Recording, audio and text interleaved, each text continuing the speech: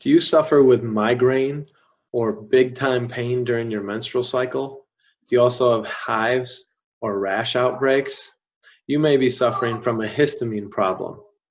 But today, I want to rethink histamine and look at it from a different angle than most people approach it from. I'm Dr. John Bartemus, and I'm putting the pieces together to help you live a life at optimal.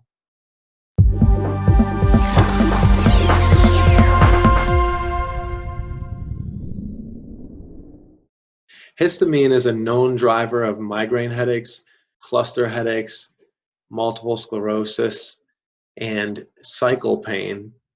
And in the cycle, it's related to estradiol or estrogen conversion between estrogen and histamine. Most people with histamine issues think they have too much histamine and go about to seek out high histamine foods or histamine releasing foods that are bothering them. But many people don't consider the fact that they may not have high levels of histamine. They may have normal levels of histamine and low levels of histamine degrading enzymes. These enzymes include diamine oxidase or DAO. They include N-histamine methyltransferase or NHMT, and they also include aldehyde dehydrogenase. If you have an issue with the production of any of these enzymes, then even normal levels of histamine can seem like high levels because the enzymes needed to degrade the histamine are too low. Diamine oxidase degrades ingested histamine and extracellular histamine. NHMT, N-histamine methyltransferase, degrades intracellular histamine, and aldehyde dehydrogenase completes the step of converting histamine to its final product.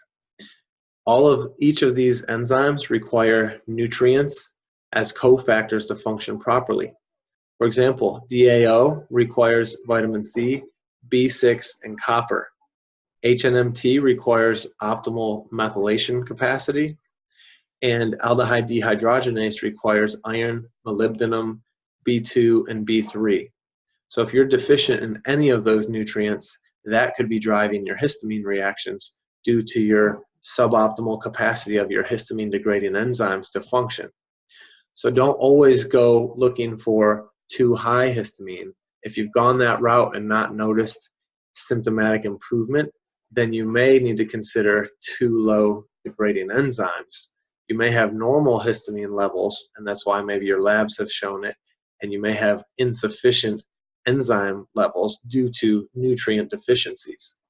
So this is an angle to approach histamine reactions and histamine symptoms that is novel and different than the way most practitioners approach it. If you've been approaching it from the too high angle and not received benefit, approach it from the too low degradation enzyme angle and see if you benefit that way.